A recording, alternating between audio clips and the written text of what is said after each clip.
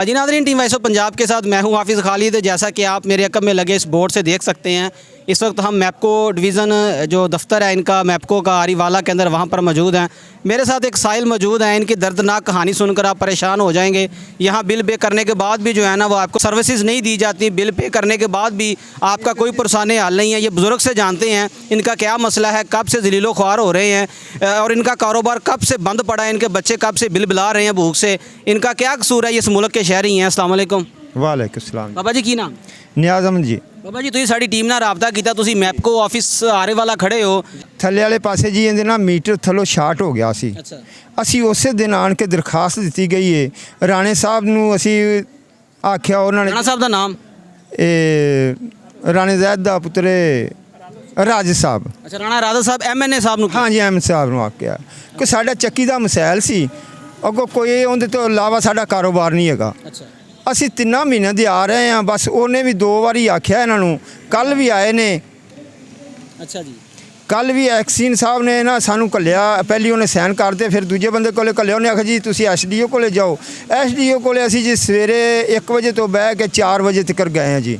ਤੇ ਥੱਲੋਂ ਤਾਰਾਂ ਸੜ ਗਈਆਂ ਨੇ। ਜੇ ਅਸੀਂ ਡਾਇਰੈਕਟ ਕਰ ਦਈਏ ਤੇ ਸਾਨੂੰ ਦੱਸੋ ਤੁਸੀਂ ਬਿੱਲ ਸਾਨੂੰ ਕਿੰਨਾ ਪਾਓਗੇ, ਜੁਰਮਾਨਾ ਕਿੰਨਾ ਕਰੋਗੇ? ਬਾਬਾ ਜੀ ਬਿੱਲ ਕਿੰਨਾ ਪੇ ਕੀਤਾ ਤੁਸੀਂ? ਅਸੀਂ ਬਿੱਲ ਜੀ ਇਹਦਾ ਦੇ ਰਹੇ ਹਾਂ ਜੀ। ਆਂਦਾ ਪਿਆ ਨਾ ਜੀ, ਅਸੀਂ ਉਹ ਦੇ ਰਹੇ ਹਾਂ, ਲੇਕਿਨ ਉਹਦੇ ਤੇ ਜ਼ਿਆਦਾ ਆਉਂਦੇ ਨੇ, ਜੂਠ ਜ਼ਿਆਦਾ ਸੜਦੇ ਨੇ ਤੇ ਉਹ ਫਿਰ ਅਸੀਂ ਦੇ ਰਹੇ ਹਾਂ। ਸਾਡਾ ਬਿੱਲ ਕੋਈ ਸ਼ਾਰਟ ਨਹੀਂ ਹੈਗਾ, ਕਿਸੇ ਅੰਬਰ ਤੋਂ ਅਸੀਂ ਅੱਗੇ ਦੇ ਰਹੇ ਹਾਂ ਬਿੱਲ।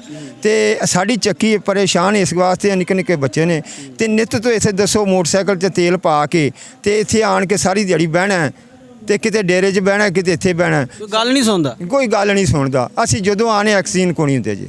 ਕਿੰਨੀ ਦੇਰ ਤੋਂ ਚੱਕੀ ਬੰਦ ਪਈ ਹੈ? ਚੱਕੀ ਜੀ ਬਸ ਉਹ ਤਾਰਾਂ ਤੂਰਾਂ ਲੱਗੀਆਂ ਨੇ ਤੇ ਉਹ ਕਦੇ ਸੜ ਜਾਂਦੀਆਂ ਨੇ, ਕਦੇ ਪਰੇਸ਼ਾਨ ਹੋ ਜਾਈਦਾ, ਬਹਿ ਜਾਈਦਾ, ਆਖੀਦਾ ਕਿਤੇ ਟਰਾਂਸਫਾਰਮਰ ਨਾ ਸਾਡਾ ਸੜ ਜਾਵੇ। 3 ਮਹੀਨਿਆਂ ਤੋਂ ਜੀ, 3 ਮਹੀਨਿਆਂ ਤੋਂ। 3 ਮਹੀਨਿਆਂ ਤੋਂ ਬੱਚੇ ਕਿੱਥੋਂ ਖਾਂਦੇ ਨੇ? ਭੁੱਖੇ ਰਹੋਗੇ, ਕਾਰੋਬਾਰ ਤੇ ਬੰਦ ਹੋ ਗਿਆ। ਕਾਰੋਬਾਰ ਤੇ ਇਹ ਜੀ ਸਾਡਾ ਜਾ ਕੇ ਸਬੂਤ ਕਰ ਸਕਦੇ। ਚੱਕੀ ਤੋਂ ਇਲਾਵਾ ਸਾਡਾ ਕੋਈ 21-22 ਜੀ ਨੇ ਤੇ ਉਹਦੇ ਨਾਲ ਹੀ ਅਸੀਂ ਆਪਦਾ ਕਾਰੋਬਾਰ ਚਲਾਈਦਾ। ਗਵਰਨਮੈਂਟ ਦੇ ਨਾਮ ਕੀ ਪੈਗਾਮ? ਹਾਂਜੀ, ਇਹਨਾਂ ਨੂੰ ਆਖਿਆ ਜਾਵੇ, ਮਿਹਰਬਾਨੀ ਕੀਤੀ ਹੈ, ਸਾਡਾ ਮੀਟਰ ਲੱਗ ਜਾਵੇ, ਸਾਡਾ ਰੋਟੀ ਪਾਣੀ ਚੱਲ ਜਾਵੇ, ਬਸ मेहरबानी है ना जी। जी नाज़रीन, टीम वॉइस ऑफ पंजाब मौजूद थी आरीवाला मैप्को दफ्तर के अंदर। यहाँ पर मैप्को वालों का अपना एहतजाज जारी है। साहिल अपनी जगह पे ज़लीलो ख्वार हो रहे हैं। पाकिस्तान का कोई पुरसाने हाल नहीं है, इनके अदारों का कोई पुरसाने हाल नहीं है। यहाँ पे अफसर जो है ना 2-2 टन के AC लगा के बैठे हुए हैं, 4-4 लाख सैलरी ले रहे हैं। लेकिन जिनके लिए सैलरी ले रहे हैं, जिनके टैक्स के पैसे से सैलरी ले रहे हैं, वो मेरे साथ ज़लीलो ख्वार हो रहे हैं। ये बड़े घटाते हैं, सानू दसदी नहीं है। आ अफसर कोले तुसीं चले जाओ, अनपढ़ बंदे हैं असीं ਤੇ ਉਹ ਸਾਨੂੰ ਅਗਲੇ ਕੋਲੇ ਗੱਲ, ਪਿਛਲੇ ਕੋਲੇ ਗੱਲ, ਨਾ ਉਹ ਕੋਈ ਗੱਲ ਸੁਣੇ, ਉਹ ਚੱਕਦੇ ਨੇ ਫਾਈਲ ਤੇ ਹੀ ਮਾਰਦੇ ਨੇ। ਸਾਡੇ ਕੋਲੇ ਕੋਈ ਮੌਜੂਦਾ ਐਸੀ ਸ਼ੈ ਨਹੀਂ ਹੈਗੀ ਕਿਹੜੀ ਅਸੀਂ ਤੁਹਾਨੂੰ ਦੇ ਦਈਏ, ਇਹਨਾਂ ਨੂੰ ਪਹਿਲੀ ਦਈਏ।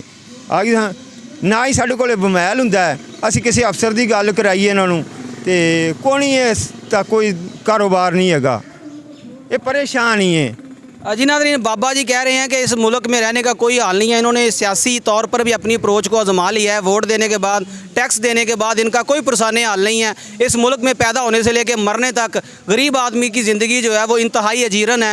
टीम वॉइस ऑफ पंजाब बहुत जल्द मिलेगी एक नए पाकिस्तानी के साथ, उनके नए मसाइल के साथ, और हल तो यहाँ पर हो ही नहीं सकता। अपना ख्याल रखिएगा। टीम वॉइस ऑफ पंजाब को इजाज़त दें। अल्लाह हामी व नासर। ए मेरा पाकिस्तान नहीं, ए तेरा पाकिस्तान नहीं।